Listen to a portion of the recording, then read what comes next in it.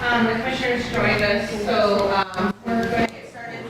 Hello, my fellow Alaskans. Glad to have you all here. We are here at the Wasilla Library to watch and listen to the Carbon Capture, Carbon Credits, ESG, and Ponzi Scam. Alaska rights and freedoms are under attack. We currently have found out that the DNR commissioner is not going to be here today. He is only going to participate by Zoom. Please like and share this video. We're not even going to be probably allowed to ask any questions, but we could write them down and he might or might not get back to us with their answers. Please take a moment, like and share this video. It would be greatly appreciated. We are here once again at the Wasilla Library here in Palmer, Alaska. Or Wasilla, Alaska, excuse me. And thank you guys all for being here once again. And the DNR Commissioner, John Boyle, will not be here. We did not find this out till the moment we walked into the room. I'm trying to talk really quiet so I don't interrupt what they're saying behind me.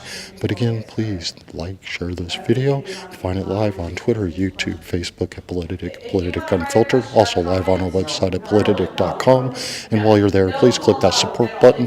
Help us fight to protect our Alaskan rights, freedoms, which are under attack. Make sure we can be there. We're streaming them live, unfiltered, and uncut. Thank you guys all again for being here today. I will be back at the end of the broadcast. So this is a Chamber of Commerce, Wasilla Chamber of Commerce event. If the information you were provided did not come from the Wasilla Chamber of Commerce, I cannot guarantee that it is accurate. Our information that was put out is we would do curated questions and answers. And that is all we plan to do. I'd like some of these people to know what I want to say.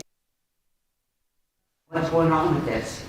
And you're welcome to call the governor's office and let them know. They don't Are you answer the kidding? phone. Again? That's going to get into a real conflictual statement from me if you go there and calling the governor's office. Give us all a break. Would you Seriously, like to, stop. Would you like to get the program Stop started? there. Should we get the program No, started? we want to Please, be but respectful don't lie to of me. people and have him here. This is an educational program, so let me pull up the commissioner's It's slides so he definitely, can get it's started. definitely educational. Yes. We're learning an education, all right. Control. Yeah, that's what it is.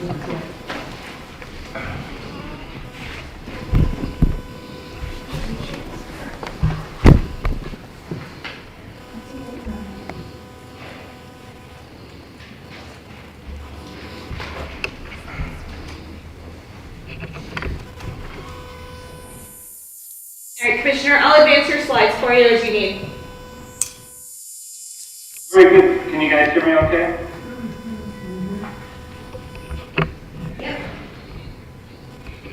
Yes. Great. Well, good evening. And thanks for attending tonight. My name is John Boyle. I'm the Commissioner and Designee for the Department of Natural Resources. And it's certainly a pleasure to be with you again. I'm sorry that I can't be there in person in the room.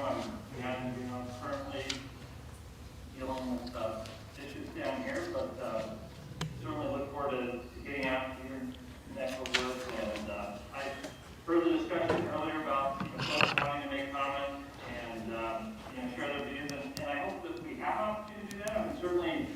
I'm happy to hear what you guys think and how you feel, and hopefully, like go through this presentation, by the end, maybe I'll help address a lot of those questions or concerns, but certainly look forward to having some discussion and dialogue on this, because I realize that these are novel concepts and that there are people that have strong opinions about it. So hopefully we can help talk about these in constructive ways. So if we go ahead and advance to the next slide.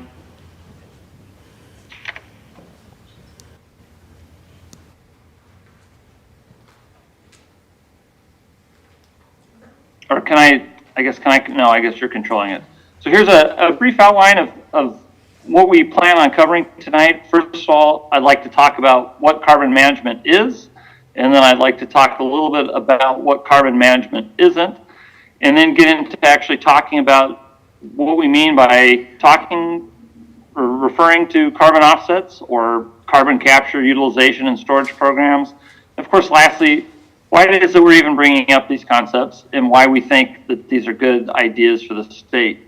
So if we can go ahead and advance to the next slide, please. And then the one after that, please. So what is carbon management in its basic form? In general, what we're looking at with carbon management is we're looking to remove CO2 emissions from various sources. So it could be a power plant, as you see depicted there in form. It could be a manufacturing facility or factory, or it could be from oil and gas operations. You know, all of these activities involve energy, they involve using fuels, they as a result of that process. So with carbon management, we have two options on how we can deal with that. First is we can actually try to capture that carbon as it comes out of the source. So whether that's equipment that's in a smokestack or in a factory that can capture the stream of carbon coming out of it, into a pipeline, the pipeline connects to a well, which they can then inject that carbon under the ground. That's generally what we're referring to when we talk about carbon capture and sequestration. We're literally pulling carbon out of the processing facilities. We're capturing it in place, and then we're injecting it underground like a natural gas. Carbon's then trapped underground and it's sequestered. So that's one way that we can deal with carbon management. The other way that we can deal with carbon is that there's certain activities, for instance, that you can't technically or feasibly reduce all of the amount of carbon emitted by that activity. So you could imagine flying on an airline. We don't have electric passenger jets. We working on lower energy biofuels that could power airline travel, but the technology and the economics really isn't there to support that. So every time people fly on an airplane and airplanes burn fuel to move people, there's a certain amount of carbon that's emitted as that activity. Airlines clearly continue to want to be in business. People continue to want to travel by airplane. So one way that an airline company that's interested in reducing or limiting the amount of carbon that's in the atmosphere as a result of their activity can look to an offset. And an offset is looking to land management, forest management, other agricultural practices and processes that, as a result of those management practices, enable trees or kelp in an ocean or soil or other organisms like that to actually absorb more carbon out of the atmosphere. So in the context of forest, the more trees you plant in a given area, the more carbon dioxide those trees are absorbing from the atmosphere. They're removing carbon. So an airline could choose to plant more trees, and in theory, you plant enough trees, they can offset enough of their carbon to make their activity what they consider to be net zero. That is, there's no more carbon emitted in the atmosphere as a result of their activity. And that's generally what we're referring to when we talk about carbon offset projects. And we'll go into greater detail about that. But that, in general, we've got carbon capture, and then we have carbon offsets. And those will be the two buckets that we'll be talking about tonight. So if we could advance to the next slide, please. So we're going to talk about what carbon management legislation isn't, because I know this is certainly a hot button topic with a lot of folks, and I would feel the exact same way if I thought, for instance, that these carbon bills represented a new tax on industry or on Alaskans, or if these carbon bills that we're proposing would result in emissions limits, restricting people or businesses from being able to emit a certain amount of carbon, capping emissions, taxing emissions, or locking up land. That's all of those things, which in fairness, we've seen roll out in states like California or in continents like Europe and a lot of European countries. That is not the approach that Alaska wants to take. We're not interested in going down a compliance regulatory framework that forces people to pay green taxes or pay taxes on carbon or pay more for goods and services. That's not what this is about. What we're looking at with the carbon bills that we have proposed to the legislature is we are looking to provide opportunities for companies that voluntarily want to reduce their carbon footprint, whether through offsets or through capturing carbon that's emitted through the normal day-to-day operations of their facilities. So these are companies that for their own reasons, whatever that may be, whether that's because they want to present themselves as an environmentally responsible company, or whether their shareholders or their boards of directors are telling them that they want them to be carbon neutral, or if they just think that this is good business practice and this is what they think will give them an edge over their competition. Whatever their rationale or their reasoning may be, we want to provide opportunities for those companies that are interested in doing that opportunity, because as a result, we believe that we will monetize resources here in the state that otherwise wouldn't be monetized. So that's really what we're looking at. And when we get into talking about carbon offset projects in particular that may involve state land or state forested areas, it'll be important to note that, again, this isn't creating like a conservation unit, like a national park or a state park. It's not going to be an area, for instance, where you're not allowed to ride a snow machine or a side-by-side, or you're not allowed to go out and harvest firewood or hunt or fish or do any of the other activities that we enjoy doing on our public lands.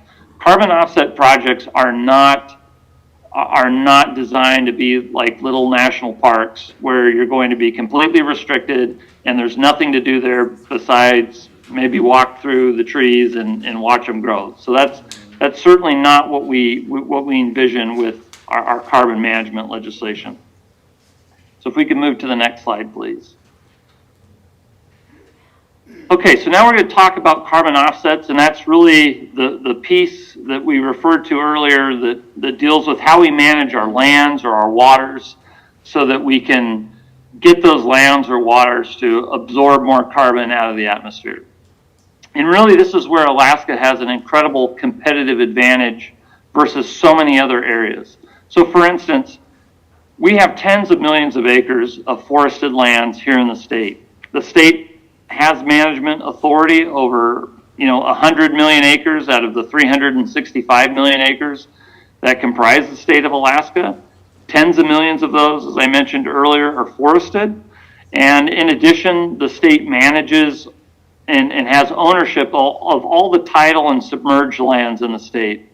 So Alaska has over 60 million acres of tidelands or other submerged lands. And these are, again, areas that the state can manage that can be used for carbon offset opportunities. And here's why myself personally and why the governor, why we support looking at these opportunities. What forest carbon offset programs will enable the state to do is really modernize and rebuild the manner in which we manage our forests.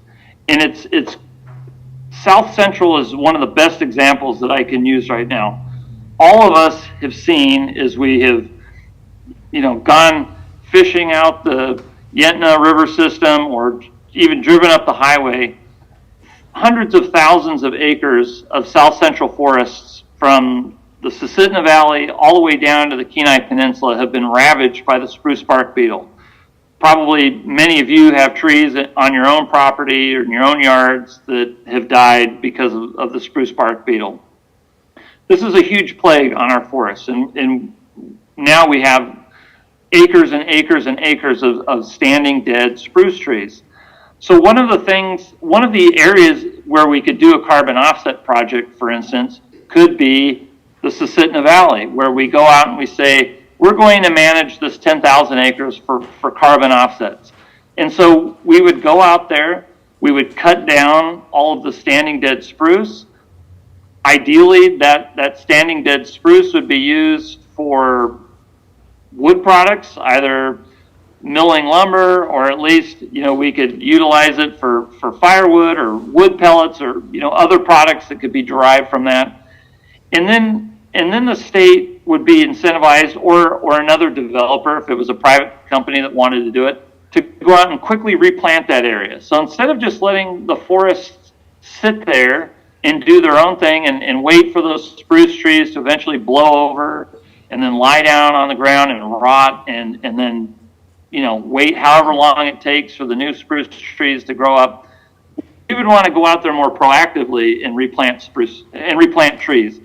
And in the process of doing that, what we'd want to do is start managing certain areas of forest to grow higher quality trees. So instead of allowing cottonwoods and willow or aspen, other lower value trees, we might want to go out, for instance, and replant a bunch of white spruce. And we'd want to replant those white spruce with certain spacing in between the trees. So as those trees grow, they grow tall, they grow large, and at the end of a carbon offset project life cycle, which right now is about 40 years, what we would hope to have at the end of that is that we would have a whole stand then of large merchantable trees that would have high value in the lumber industry. So once the carbon program has run its course and the state has derived revenue either from leasing lands to the companies that are interested in developing a carbon offset project,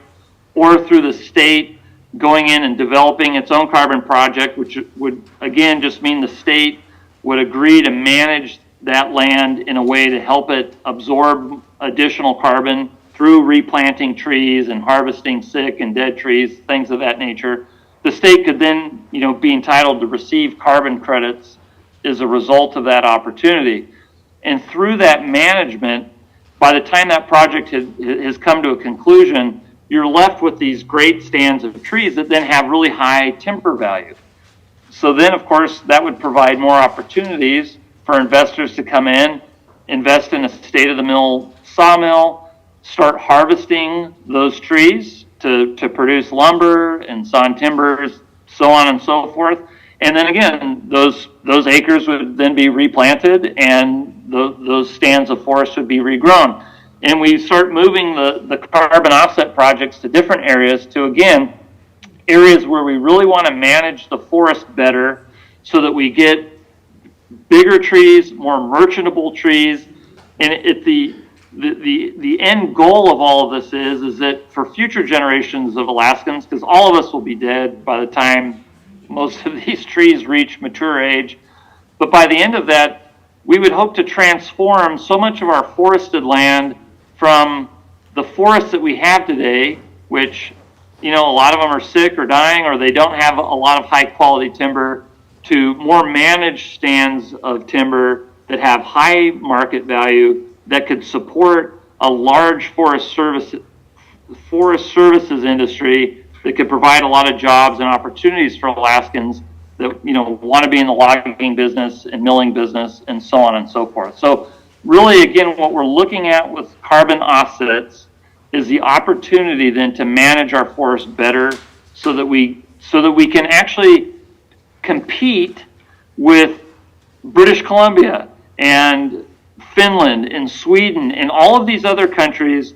that exist at similar latitudes of Alaska, but have magnitudes of order larger timber industries than we do. Alaskans have just never put much stock into managing our forest resources, which is why we don't have, major lumber companies that are operating in the Matsu Valley or in the interior, in the Tanana Valley State Forest or other areas. We've focused on logging generally in Southeast and a little bit on Kodiak and Afognak and in some areas like that. And there are some smaller loggers that operate in other areas around the state, but we've never really focused on managing our forests like they do in other countries, and managing them so that we get, bigger trees, higher quality trees, and can really start being a leader in lumber and wood production. And again, that's what we envision carbon offsets giving us, that opportunity to build that kind of industry. when we look to submerged lands, there's a lot of opportunities there for kelp farming. Kelp can be grown. Kelp grows really quickly. As it grows, it absorbs a lot of the CO2 that's in the oceans. That helps reduce acidification of the oceans. It takes carbon out of the oceans. You can harvest that kelp and sink it in deep water, and the kelp doesn't decompose for hundreds and hundreds of years. That carbon is essentially stored. So kelp can be grown to absorb carbon. Kelp can also be grown and used as an additive to feed for cattle in particular, so in the dairy or the beef industry. And it is a feed additive for cows. It reduces the amount of methane that the cows produce. And so that's another area in which kelp can be used to lower the amount of greenhouse gases being released in the atmosphere. So that's just an example of how, we could utilize our submerged lands, our tide lands to grow kelp, which would provide a lot of economic opportunities, obviously, for the people involved in that activity. It would reduce carbon. Those are also the types of projects that would be eligible then to receive carbon credits. And so I touched on it a little bit, but I guess the logical question that many of you may have as well, so how is it that the state earns money, or how does the money part of this work? So when we talk about carbon offsets, there's really two ways in which the state can realize a revenue stream from this activity. The first is the state acts as a passive landlord. So somebody may form a company and say, I want to develop a carbon offset project in the Susitna Valley. They would come to the state and say, I want to lease 1,000 acres of state land in the Susitna Valley so I can do a forest offset project. We would look at that proposal. There would be a best interest finding. There would be opportunities for people to comment on it. We would, look at that project in the context of, well, are there other uses or other, activities that could take place on that land that would represent a higher value?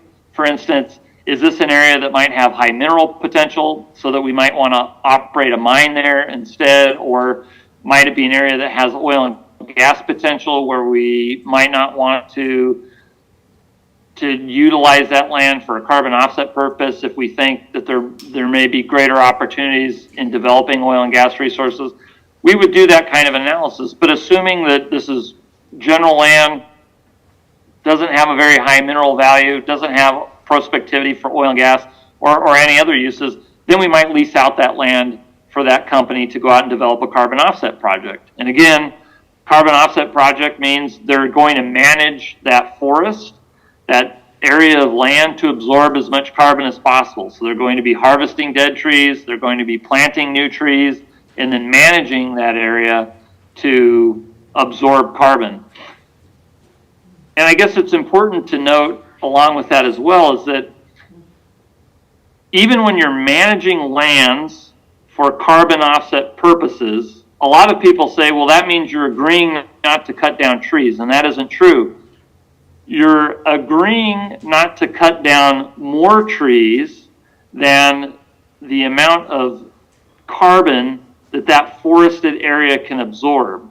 And you might say, well, how do they know, how much carbon an area of forest absorbs? So when you want to develop a carbon offset project, and you say, for instance, I want to dedicate 10 acres to carbon offsets because I have 10 acres, there's trees on all of it, and I want to try to earn carbon credits. You reach out to a registry. This is an independent firm that will go out and verify to the markets that you have the land and the trees and the ability to absorb the amount of carbon that you claim. And so what they would do is they would come into your land and they would map out some test plots. So they might pick out 5 different 1 acre plots. And of course, the scales of these projects are bigger. I'm just using a smaller number for the sake of brevity and giving this example. They would go out and look at 5 of those 1 acre plots, and they would measure all of the trees in those 5 1-acre plots, and they would, they would see how big the diameter of the trunks of the trees are. They would count how many trees are growing in those 1-acre parcels, so on and so forth. And they have this whole set of criteria, and from that, they have calculations based upon what they know of how much CO2 a tree absorbs every year as part of its natural and normal growing process. And they would say, we think that your 10 acres of forest absorbs 10 metric tons of carbon per year. And so every year, that 10 acres of forest would then be entitled to receive 10 carbon credits. And a carbon credit is an instrument. It's like it could be like a stock certificate. You could think of it in that way. And it's an accredited instrument that says, we have verified that this company in this area of forest that they are managing is absorbing at least 10 metric tons of carbon per year. And here's a carbon credit that has value to it, because you're pulling that metric ton of carbon out of the atmosphere based upon your management of that forest. So if you can imagine, over every year on your 10 acres, those trees continue to grow that you have. They grow bigger, they grow, the branches expand, the new trees grow every year from seedlings and everything else. And so every year that 10-acre parcel should be absorbing more carbon, assuming that it hasn't burnt down or assuming that all your trees haven't died. So every year in that 10 acres, you have additional margin then of additional carbon that land is absorbing out of the atmosphere. And with that additional margin, that gives you the flexibility to say, you know what, I want to start cutting some of these trees down because I want to build a cabin. Or I want to build a road through my parcel, and I'm going to have to clear a certain amount of trees to build the road. Or I've discovered a gold deposit on one of my acres, and so I'm going to need to cut the trees down in this spot because I want to develop this gold prospect. As long as you're not clearing more trees that continue to absorb, that baseline of the 10 metric tons per year in our example, then you're able to harvest those trees, develop the mine, build the road, or do whatever other activity you may want to do that involves removing those trees. It could involve logging. You might say, well, I want to harvest a certain portion of these trees every year, and as long as you keep that logging harvest level below that threshold, then that would be a completely appropriate activity to embark in as well. So you have opportunities to manage your land, to do different things to your land, to harvest trees, to cut down trees for any other purpose, whatever you want to do, even while that land is in a carbon offset project. And if you really, let's say you make a big discovery of gold and you say, look, all of my 10 acres is actually going to have to be cleared because I have this great gold deposit. It's worth a lot more money than carbon credits. I want to develop the gold. If you want to take a project out of a carbon offset program, you can. You might just have to refund, you'll have to refund the value of the credits that have been given to you. And there's some, administrative fees and things that these registries charge in order to pull a program out. But you can revert management back to however you want it before if you end up deciding that at the end of the day, there's a higher value for another use of that land instead of doing the forest offset. So that's a very long-winded way of saying that even when land is dedicated for a carbon offset purpose, it doesn't hinder or lock up that land indefinitely to where you have no options of how to use it. You still have logging options, you still have infrastructure building options through it, mining options, and ultimately if you decide you have an activity that you want to conduct on that land that might not really make it suitable for a carbon management program, you can pull it back out and then start managing it for mining or however else you want to use it. So there's a tremendous amount of flexibility there. So I guess that was a long segue from my original point, which is how does the state make the money?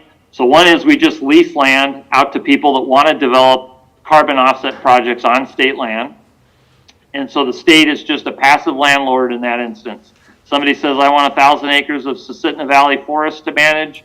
They pay the state a lease fee every year, and that's how the state derives revenue.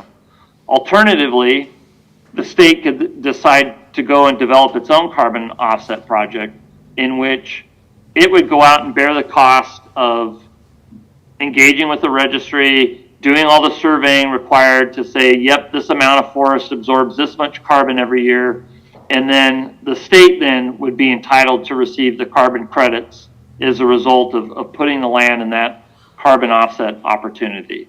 And so those are the two ways in which the state can derive revenue from those activities. Or similarly, the state can lease its submerged lands, its tide lands for people that want to grow kelp farms, things like that. So next slide, please.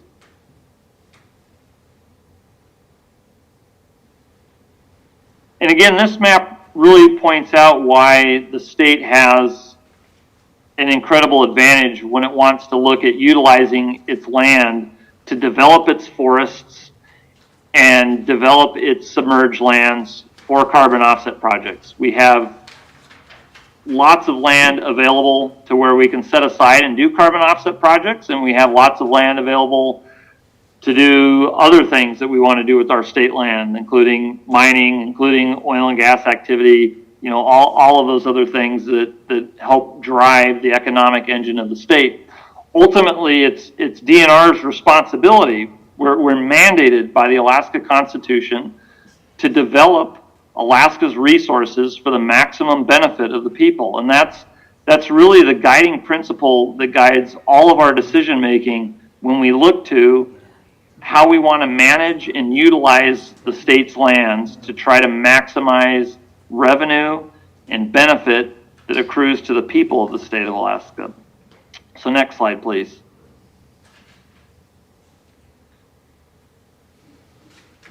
So why does the state want to enter into this arena? Well, one, the forecasts for how much the carbon market is expected to grow are exponential. Just a few years ago, the voluntary market was around $2 billion in value every year. So these are the people, again, voluntarily that want to develop projects and sell credits in the voluntary market. That market, again, was around $2 billion.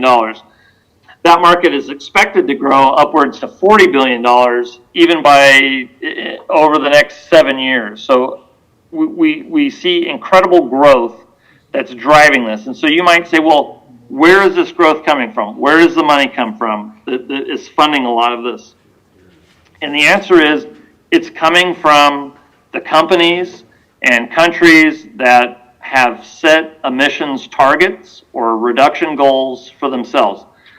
You can look at a list of most of the Fortune 500 companies in the United States, and you'll note that most of them, or many of them at least, have set what they call net zero targets. That is, they want the emissions associated with their activities to be carbon neutral by a certain period of time. It might be by 2030, it might be by 2040, it might be by 2050. And like I talked about earlier with the example of the airlines, there's no substitute right now for getting on an airplane and flying somewhere and having that be zero carbon. So the only way that a company like Delta Airlines, for instance, can make its operations net zero by a date certain is that they will have to go out and look to folks that are managing a forest or are growing a kelp farm that are absorbing carbon every year. They will have to go to those folks and say, look, I'm willing to buy those carbon credits from you in order to make my business net zero. And as you look across the board of all the companies that want to do that, from Facebook and Google and Amazon, Delta Airlines, major oil and gas companies, so on and so forth, there's a tremendous amount of demand for these carbon credits that without them, these companies would have no way of actually hitting their emissions reduction targets. So the growth and the demand is being driven by these entities that, like I said, for whatever reason, want to reduce their emissions and hit these net zero targets. And that trend and that desire by companies to do that is only forecasted to grow exponentially as we move forward in the future. So if we could move to the next slide, please. So now we'll pivot a little bit to talking about carbon capture, utilization, and storage, and why, again, we think this is another promising area of activity for the state. So again, with this, we're actually focused now on the point sources. These are areas of the state that are producing carbon dioxide as part of their normal course of business. So the largest emitters of CO2 in the state are generally things like the processing facilities and power generating facilities that we have on the North Slope. And they also include things like the coal-fired power plants that we have that power a lot of folks in the interior.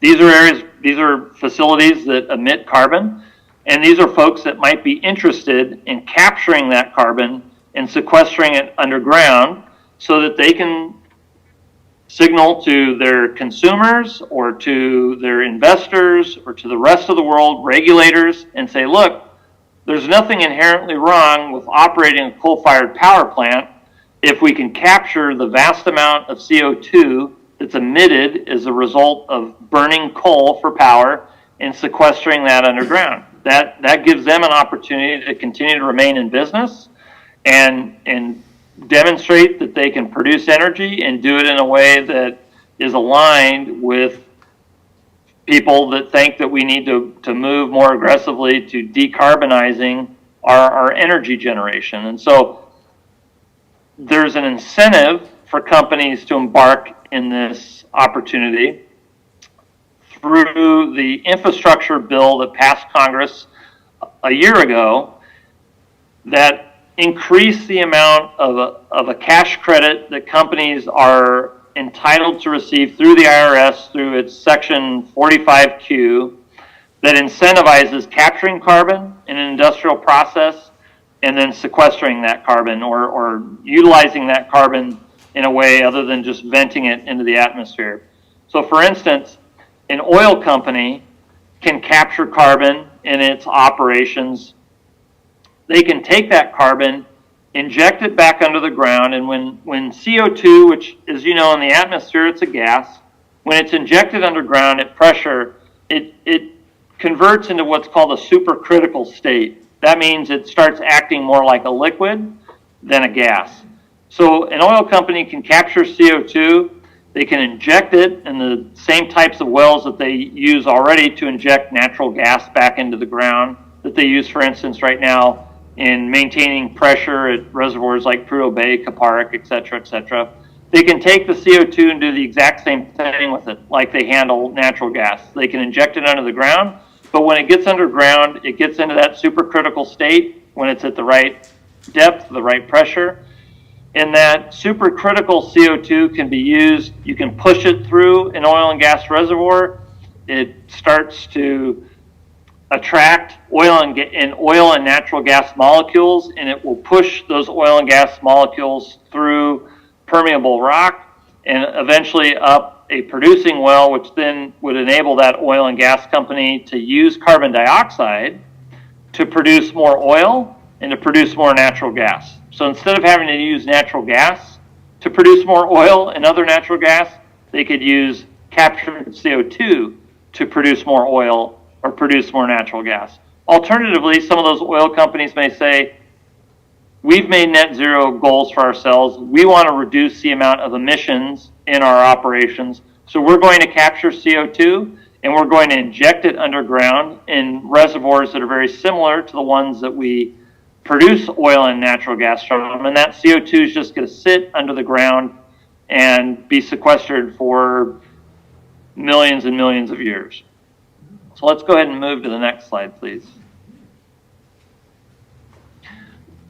And this really works in Alaska because we have the right rocks. We have the right geology that enables the state to have lots of different opportunities on how we can capture carbon and sequester it underground. The Cook Inlet is one of the best examples that we have. It's an oil and gas basin. We've been producing oil and gas there for nearly 60 years. And it has an incredible amount of rock that has the right characteristics that enable it to trap oil and gas. That's why we've been drilling for oil and gas there.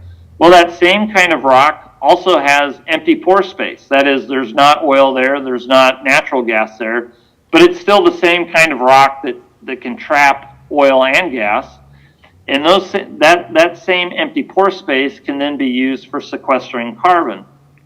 So in the Cook Inlet alone, we estimate over 50 gigatons worth of carbon dioxide storage potential. And you might say, well, how much is 50 gigatons? Because that's actually a number that doesn't mean much to me. It's hard to visualize.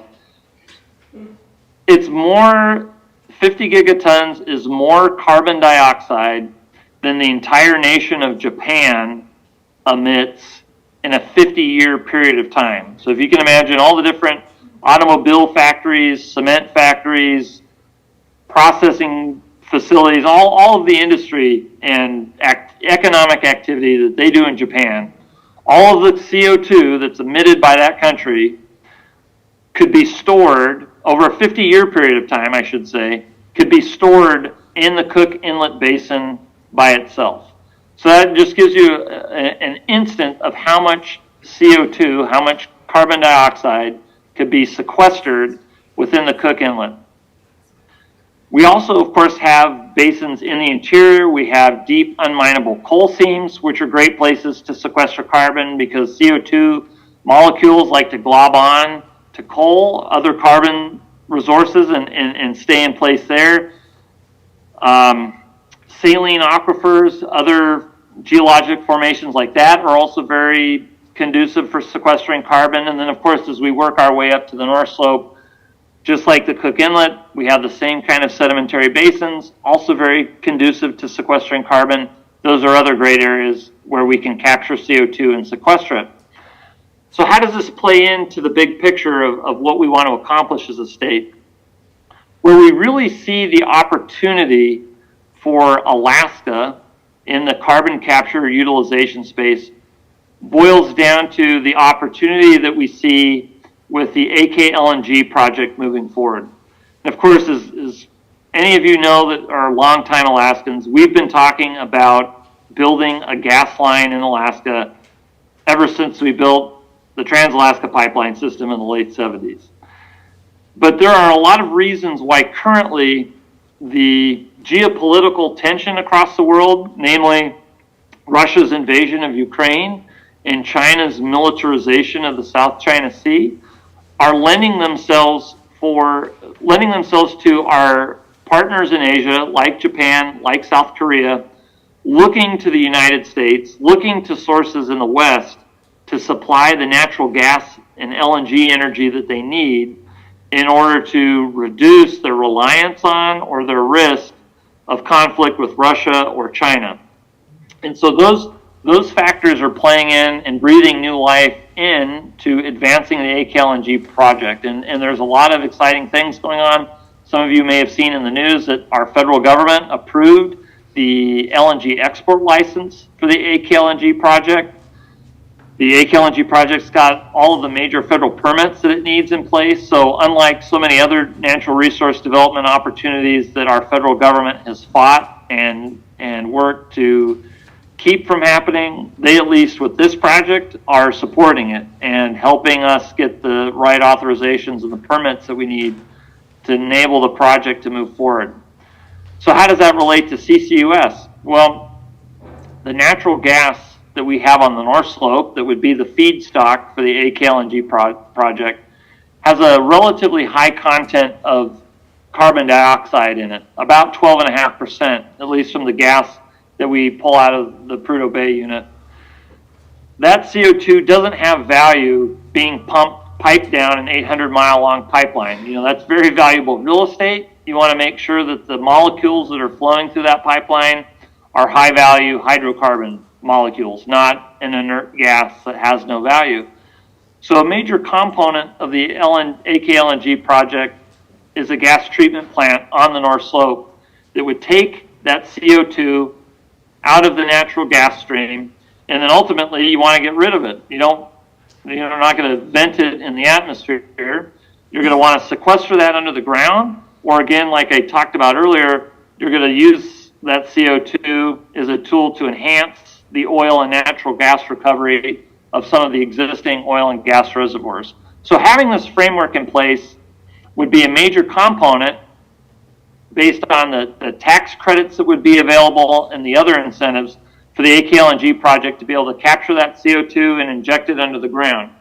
And that would be a major economic sweetener to improving the economics of the AKLNG project, and also enabling the AKLNG project to market itself and distinguish itself from other natural gas LNG projects around the world, because they could say, look, this is a net zero project. We're taking carbon dioxide as a result of this activity and we're sequestering it under the ground. In addition to that, assuming that we build an 800-mile long pipeline and we have a major liquefaction facility in the Kiski, that would enable the state then to produce things like hydrogen and ammonia, which are very critical components to energy and fertilizer and other markets as we look into the future. So if we're producing things like LNG in the Kiski and we're shipping that LNG to Asia, and we're also producing things like hydrogen, like ammonia, the same kind of tankers that could ship hydrogen and ammonia from Alaska to Japan to South Korea could then be used to take captured CO2 that the countries of Japan or Korea are capturing in their manufacturing processes. They could take that captured CO2 and transport it back to Alaska, where it again could be sequestered in a basin like the Cook Inlet. So this would enable the state to have this incredible value chain where we're shipping LNG to Asia, or ammonia, or hydrogen, and then we're backhauling Asian CO2 that they're paying us to then sequester under the ground in our underground reservoirs. And the state would derive revenue from both leasing the amount of land that is necessary for injecting that carbon under the ground, and then we would charge a fee by a per ton basis on how much CO2 is then injected under the ground. So the state could derive a massive revenue stream in that kind of instance. And that's why you may have heard the governor, when he first rolled out these initiatives earlier in the year, talked about these potentially being billion-dollar opportunities for the state. And certainly as we look at that kind of economic activity, that's exactly what we could expect the state to see, assuming that an opportunity like AKLNG moves forward. So there's a tremendous amount of opportunity in that space. And furthermore, what's really fascinating to me about carbon capture is that it monetizes for the state a resource that hitherto has never had value, and that is empty space underground in the rocks. Right now, that has no value to the state. Who cares if you have empty pore space under the ground? It doesn't have any economic value at this point in time. But once you start injecting carbon under the ground, CO2, it has value, because now people are valuing that empty space as an opportunity to sequester the carbon. And the Alaska Supreme Court has ruled that the empty pore space under the ground is considered to be a mineral resource of the state. And that means a quarter of the revenue that the state would derive from that opportunity to implement a carbon capture, utilization, or storage project, 25% of those revenues would then actually be dedicated to going into our permanent fund. So this activity would not only provide a revenue stream to the state in terms of increasing our general fund revenues, but it would also grow our permanent fund. And to me, that's a very exciting and an interesting way that we can grow and diversify the state's economy and do it in a manner which grows the pie versus worrying about redistributing an ever shrinking amount of pie. So if we could advance to the next slide, please. The idea of carbon capture is not new, it's not untested, and a lot of other states are pursuing opportunities. Right now, both North Dakota and Wyoming have CCUS projects and regulations and statutes in place within those states. So in order for a state to embark upon CCUS opportunities, first, we have to apply to the EPA for Class 6 well primacy because the injection of carbon dioxide under the ground triggers provisions of the Safe Drinking Water Act, and that activity is normally regulated by the EPA. But just like the state has primacy from the EPA through the Alaska Oil and Gas Conservation Commission to regulate oil and gas drilling activities, we can apply to the EPA to get authority to regulate injecting carbon dioxide under the ground. And so North Dakota and Wyoming have already done that. Other states like Texas, Louisiana, Arkansas, West Virginia, Arizona are all in the process of applying for primacy with the EPA. We're seeing a lot of CCUS activities taking place, particularly within Texas and Louisiana, where they have major chemical manufacturing, major LNG facilities, major refining activities. Those are states where there's a lot of opportunities with CCUS. Other states, like Wyoming particularly, that have a heavy reliance on coal-fired power, very interested in CCUS. And so lots of other states are really looking to take advantage of this opportunity, particularly since you have these tax credits that are now incentivizing companies to capture the carbon that they're emitting and sequestering it underground. So that's driving so much of the economics. And that's why other states, and again, I would point out, these aren't left-leaning states. You notice New York and California aren't working on these efforts. These are states that are natural resource development states.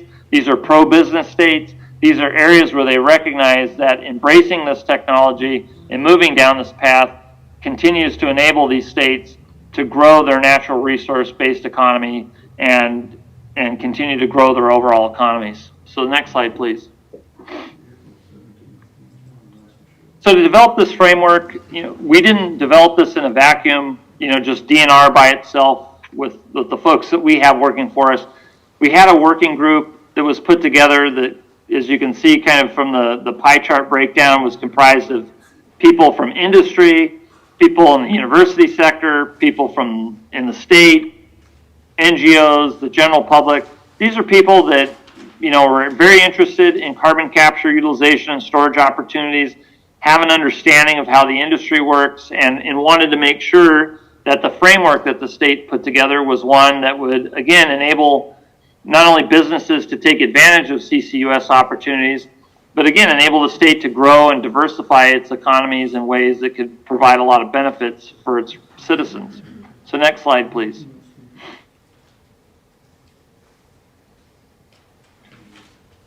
So again, why do we think that either carbon offsets or carbon capture, utilization, and storage opportunities are the right move for the state?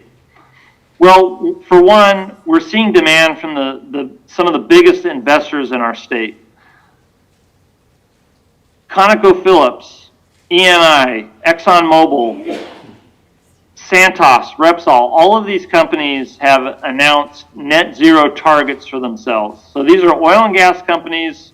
We all know they're investing in our state. They want to reduce the amount of carbon intensity of their operations, again, based on myriad factors. And so they've announced that they are going to move to make their projects, their companies net zero by certain dates. And what's really important to these companies is that they're able to offset their emissions in the same areas where they're creating emissions. So to throw out an example, Santos, it's an Australian oil and gas company. They're working to develop the Pikka project on the North Slope. The Pikka project is one of the biggest greenfield new oil developments that we've seen on the North Slope since the Kaparick River unit. Pickett will produce well over 120,000 barrels a day once its phase 1 and phase 2 is fully built out. It's an incredible asset. It's going to be an incredible oil field for the state. But that company has announced that they want to develop that particular oil field to be net zero on scope 1 and scope 2 emissions. Those are the emissions that are a result of that project's development. And so they're looking to do carbon offset opportunities, particularly here in the state, so that if they get asked by their shareholders or their boards of directors or other people about what they're doing to be responsible corporate citizens, they can say, look, we're operating in Alaska in a state that already has incredibly high environmental standards. And on top of that, we're also able to offset the amount of carbon dioxide that we emit as a result of our activities in the state in which they're generated. And these talking points help these companies as they go out and engage with the financial markets for financing, as they have to get insurance, as they have to get shareholder investment, so on and so forth. And that's the reason why we as the state want to enable these kinds of opportunities, because there's a demand here. And if the state says, we don't want to get into this business, all of the companies operating in our state will then be forced to go to other places, North Dakota, other states, wherever, to do offset projects or to look for other opportunities to reduce their emissions. And so that's really why we in Alaska want to implement this overall framework for carbon offsets or carbon capture, utilization, and storage. And it's really to be a leader in the world, to say, look, oil and gas, other natural resource development is going to have to continue for the foreseeable future. You know, all of the people that have been talking about, oh, we're just going to be able to flip a switch and start running on windmills and solar panels and pixie dust, you know, they're not living in reality. They don't recognize that we don't even have the mining, we don't have the minerals, we don't even have the infrastructure built up to support a zero carbon future using renewables anytime within the next 10, 20, 30, or probably 50 years. I mean, the amount of investment, mining, raw minerals, all of the things that would have to be produced to enable the world to rely solely on renewables for energy would be immense. And so we all know that that's not a realistic goal, which means that we're still going to need oil, we're still going to need natural gas, we're still going to need coal to provide for the energy needs of the world. So if we're going to have to rely on those energy sources, we don't want to go to Russia to produce those, or Venezuela, or the Middle East, where they have minimal to zero environmental standards, where there's no benefit that accrues to local residents or to the people of those areas where it's developed. We want to make sure that it's done here, where it's done right, where it's done responsibly, where, you know, in a state where we take pride in our clean air, in our clean water, in our animals, and so on and so forth. So for us, this really just burnishes Alaska's credentials as the responsible place to do business, where we are doing things in a way that minimize the negative impacts that our activities may have on the overall environment. And we think that's a positive news story to share. Anyway, that was a lot of talking. There's a lot of information in there. So now I think we advance to the next slide. We're at the point that we'd be more than happy to take your guys' questions. I haven't received any yet.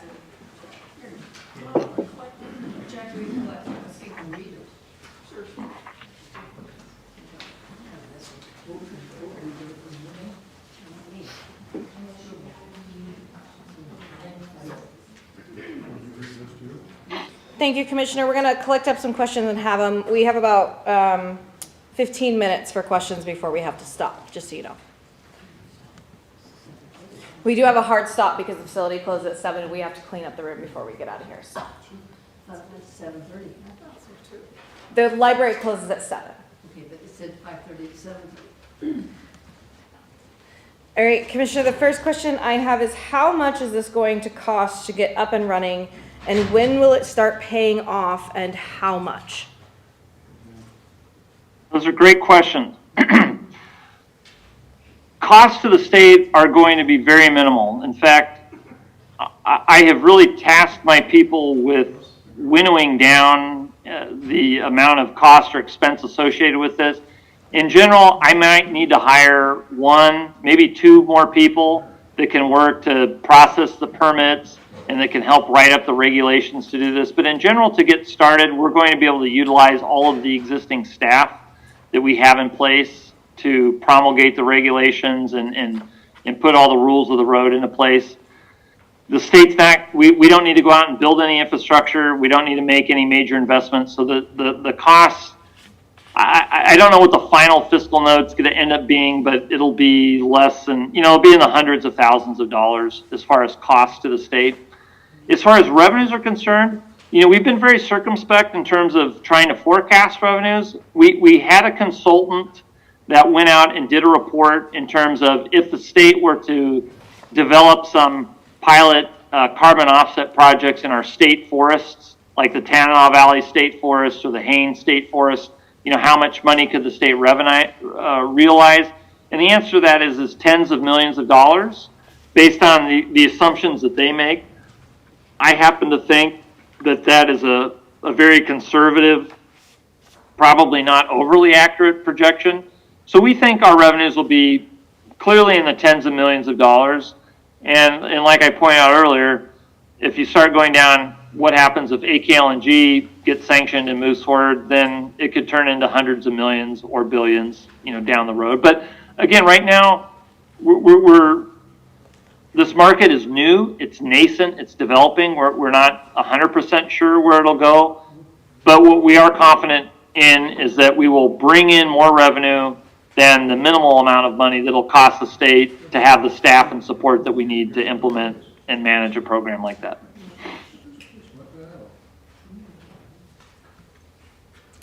Okay, it says, looking at the map of the Matsu Carbon Project area, why isn't the set aside just in one square area? Sorry, I guess is that a question referring to the map that was shown earlier? I believe so, yes. Let me back up. So we don't have any specific areas right now that are going to be, that we already have targeted to be set aside for carbon offset projects. I threw out the example of the Susitna Valley because that's an area in particular where I would love to build a higher quality forest, that is, have more trees that have more value that can be used to build in the future a timber industry in South Central Alaska. And of course, as we all know, there's thousands of acres of dead trees out there. So that's an area that I would like to see reforested and managed better so that, one, we don't have major wildfires burning through there that threaten our homes and property and popular recreation spots, and two, also to grow the forest industry. So that's just an example. The state's going to be very circumspect on, again, where we endeavor to allow these projects to be developed. We want to make sure they're done in the right spots, where it makes sense, where it doesn't compete with other potential uses. So there's no set-asides right now. There's no areas that we've designated that this is going to happen or not. Okay, so this next one is, it's kind of long, so bear with me. Will the DNR be making the rules and regulations for administering the carbon offsets program? Have these rules and regulations been written already, and are they available to the public before they're enacted? Well, that's a great question. So the answer is no. We're not going to write rules or regulations, and we don't have any rules or regulations until the legislature votes to approve the statutory authority that would enable us to do that. So the bills that are in the legislature right now are what would give my department that authority then to start writing those rules and regulations. So we haven't done that. When we do write up the rules or regulations, there will be a public process. So that will go through public notice, public comment. People will have the opportunity to weigh in on whether they think those rules or regulations are good or bad. what have you, and offer feedback to the state so that we can then incorporate that and use that before we actually finalize, the rules that govern these types of programs. Okay, so what is the duration of private carbon credit sequestration? So generally, most programs seem to be tailored around the 40-year mark in the voluntary market. That's generally the period of time that they're looking for a commitment to manage a piece of land in a way to maximize carbon. So generally around 40 years. Okay. How many more government jobs will this require, and at what additional cost to the state? Yeah, I mean, similar to what I said earlier, in general, we're going to try to do as much of this as we can with the existing people that we have. The same kind of folks that permit oil and gas projects or mining projects can be used to permit these types of projects.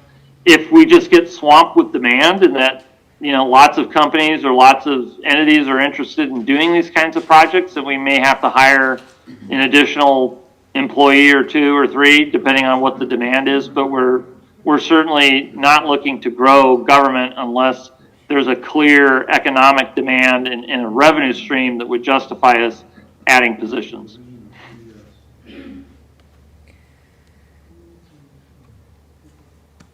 When does the state get full control of the land back? Well, ultimately, the state would always maintain full control of the land. If you had a project, ostensibly, if you have a project proponent that is a developer, I should say, that is leasing state land, as long as that person is honoring the terms of the lease that the state would set out, then the state would honor its end of the bargain, which is we would collect the rental fee and enable them to continue that activity until the lease is terminated. Obviously, the sanctity of contracts and things like that those are set in law. The state's not going to interfere with that. So in general, assuming that a person wants to develop a carbon offset project, they get approval by the state, they start leasing land from the state to do that, they would have the ability then to manage that land for 40 years. But let me add to that. So let's say a private person does want to go out, and we'll just keep the Sioux Valley as the example, do a carbon offset project in the Sioux Valley.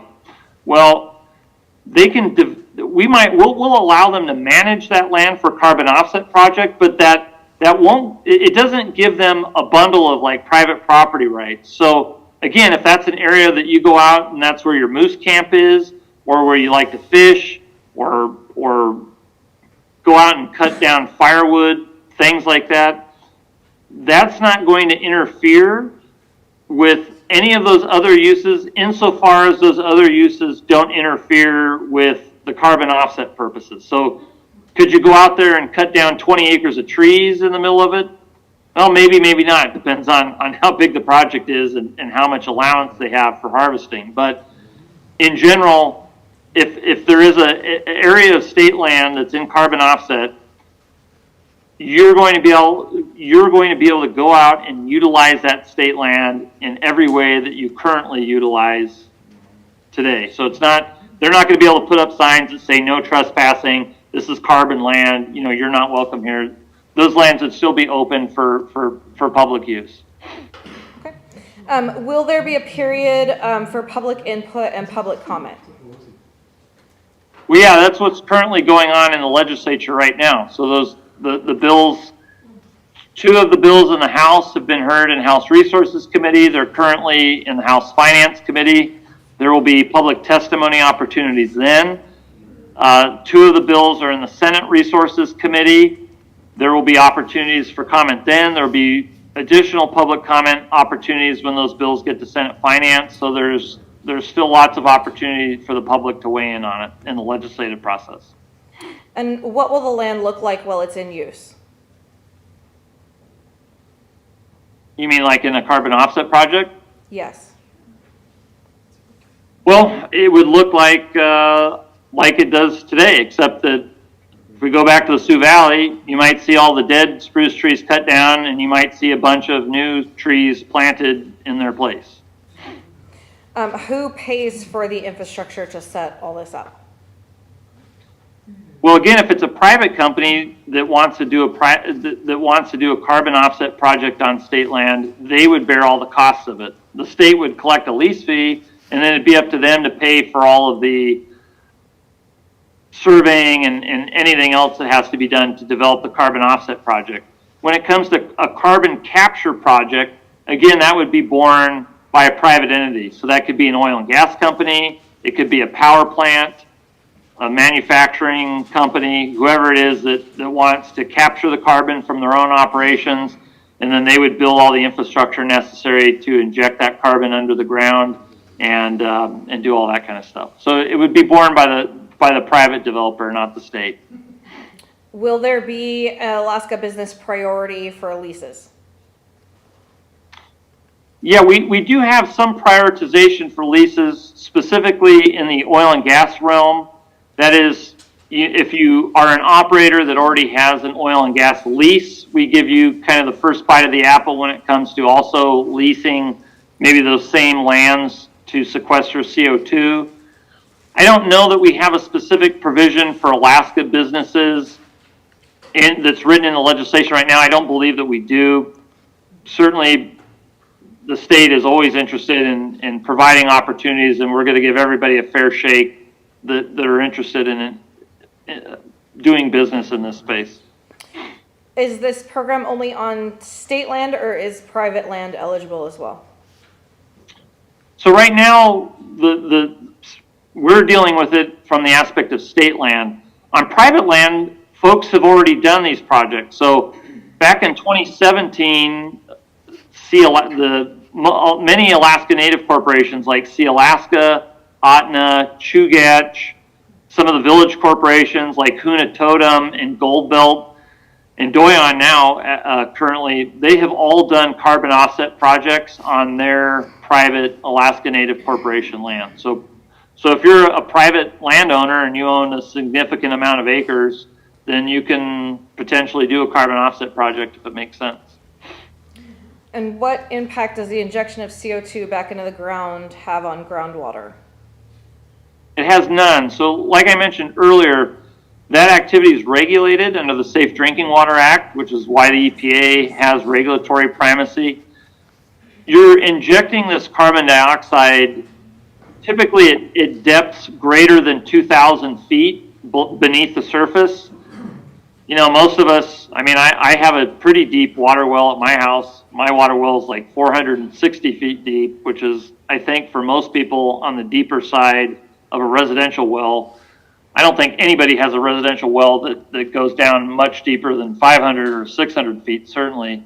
So you're injecting the CO2 down at the same depths where you have oil and you have natural gas. And the same reason why we don't have oil and natural gas getting into our aquifers is because in between where the oil and gas is and where the aquifers sit, which is generally just beneath the surface, you have layers and layers of impermeable rock. I don't want to call it concrete because it can be more dense than concrete, this rock, so that the pore space doesn't enable water molecules, it doesn't enable oil molecules, it doesn't enable CO2 molecules to actually pass in between those layers of rock. So it acts like a seal or a trap. So it keeps the CO2 deep beneath the ground, and it wouldn't impact the water aquifer. And if a company was injecting CO2, obviously you inject from the surface down, and just the same kind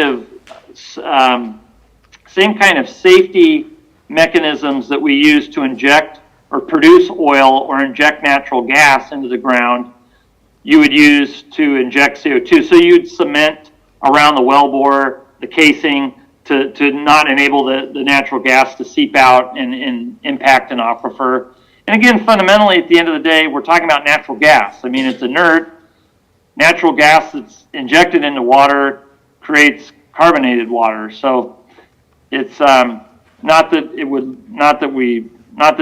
leak out into the water, but again, it's an inert gas.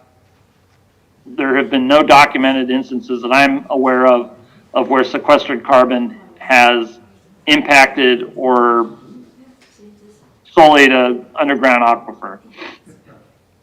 And how much state land is being proposed for this? Right now, we're keeping all state land on the table. Okay. That is unfortunately our time tonight. I will take all these questions and Commissioner Boyle, if you're willing, I can email them to you and the governor's office perhaps can get the best answers put together and we can get it out to all of our participants today. Absolutely, we're happy to do that. Thank you so much for joining us tonight. Yeah, thank you guys. So I will send all these questions and all these cards to the commissioner's office and the governor's office. They'll get me all the answers. We'll post them on our website. I'll put our link on social media so everyone knows they're there as soon as I have them back. I appreciate everyone coming out tonight. I hope you all learned something new. No, same old, same old. So Same tomorrow, BS. there's a hearing for Senate SB 48 at 3:30. That is testimony. So if you're able to call in tomorrow at 3:30, the Senate is hearing on SB 48, which is the tree bill. And Saturday, SB 105 will Which will what? patients. I'm sorry. The parental right? Okay. All right, my fellow Alaskans, you guys heard it here live. Don't forget to like and share this video. I think I entitled this correctly. This is one big giant Ponzi scheme that's designed to just line the pockets and push agenda down our throats. They've already pre-approved this from what I understand back in August. And which explains why people like Rep. Kevin McCabe get so belligerent whenever you challenge him on the bills or pushing through down there in Juneau, and why he wants to hear absolutely nothing from the opposition about why we shouldn't be doing this. Please like and share. You can find this video on Twitter, YouTube, Facebook at Politadick and Politadick Unfiltered. You'll find it on Rumble probably within the next 6 hours. As always, when we're live, you can find it at Politadick.com. And while you're there, hit that support button. Help us make it to more of these. Expand our reach and our services around the state. We want to be where the action is, exposing what our mainstream media refuses to do and what our government is trying to cover up. Thank you guys all for being here once again. We'll see you the next time.